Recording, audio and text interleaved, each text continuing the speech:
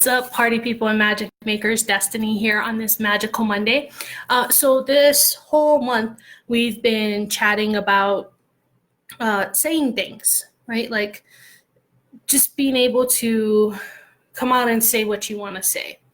And I realized today that I haven't really done a good job of explaining why we don't say what we want to say. And shout outs to the client that I had this morning who gave me this awareness, right? Like a lot of people are like, oh, you coach people to figure out their own awarenesses. I'm like, truth. And like, they helped me find mine. So pretty fair exchange, I think. Anyway, she was talking to me about how she had this really great epiphany while she was driving, and she shared it with me, and it was a big one. It was an amazing one, and I'm so happy for her, so stoked. And it was such a powerful realization for her that she started asking herself really expansive questions. And I realized, you know, a lot of the reasons why we don't say what's on our mind, and yeah, sure, it's people pleasing. Yeah, sure, it's not wanting to deal with other people's judgments, but also it's because we were never taught how. Or at least in the generation I grew up in, I wasn't taught how. I was taught how to like appease people. I was taught how to be kind to them. I was taught to say sorry for not sharing my toys, even though I didn't really want to share my toys. I was taught what my parents knew. They were taught what their parents knew, et cetera, et cetera.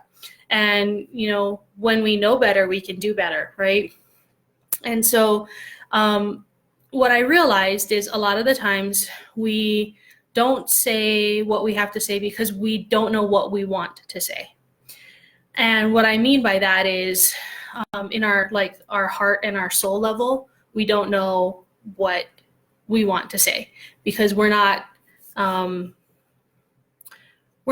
to even pay attention to that, right? We're taught to do stuff.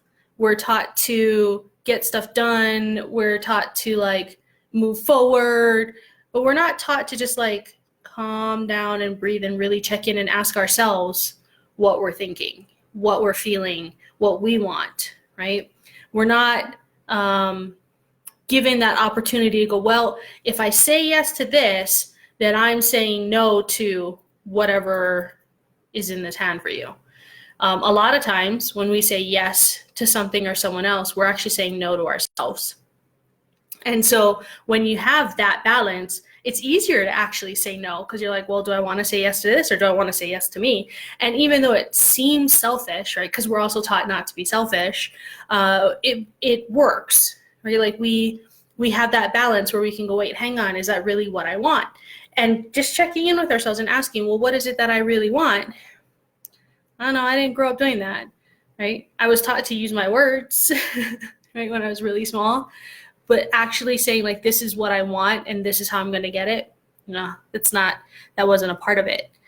And then on top of that, like you start adding in intuition and getting spiritual downloads and callings and all of that. Like, how can you differentiate all of that from your limiting beliefs and your self-sabotage and giving yourself the opportunity to be busy so you can avoid what it is that you really want and saying what you really want, right? Like 10 years ago, I wouldn't even have a one-on-one conversation with anybody because I was so scared to just be heard, right? I grew up where children should be seen and not heard, which is very interesting because in the generations, like it didn't seem like that's it, right?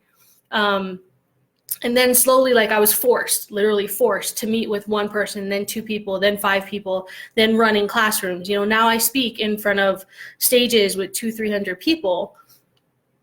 But I have to ask myself sometimes, like, is this the talk that I want to do? Or am I just making myself busy because I'm trying to avoid doing this project and weighing it out for myself and saying yes to the right things, right? Or am I just saying yes to overwhelm myself? Am I just saying yes so that I can feel frustrated and angry later?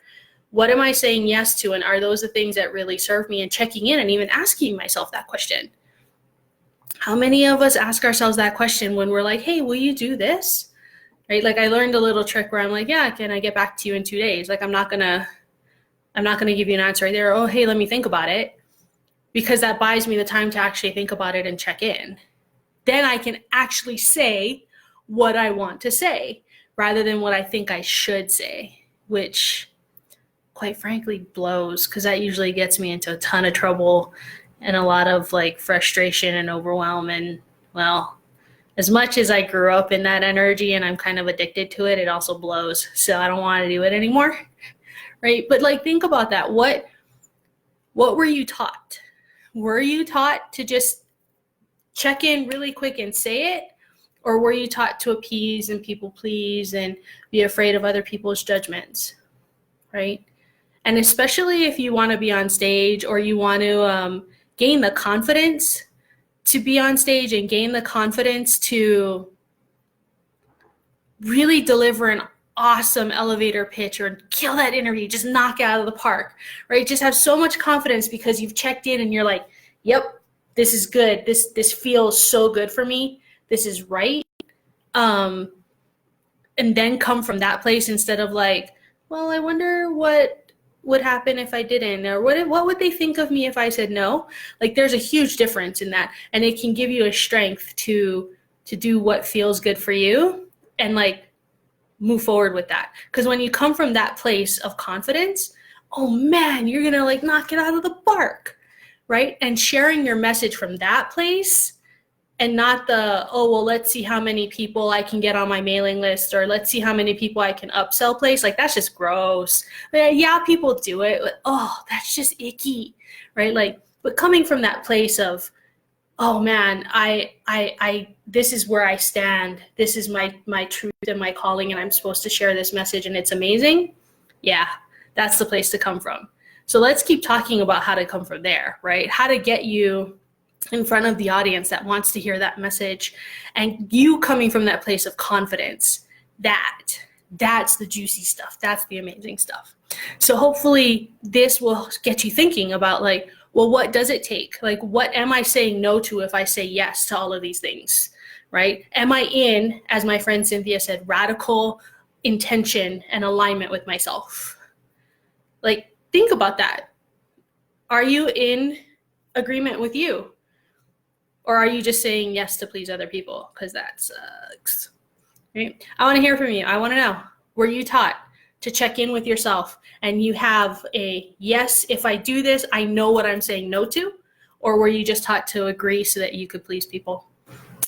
That is the question. All right, until next week, peace.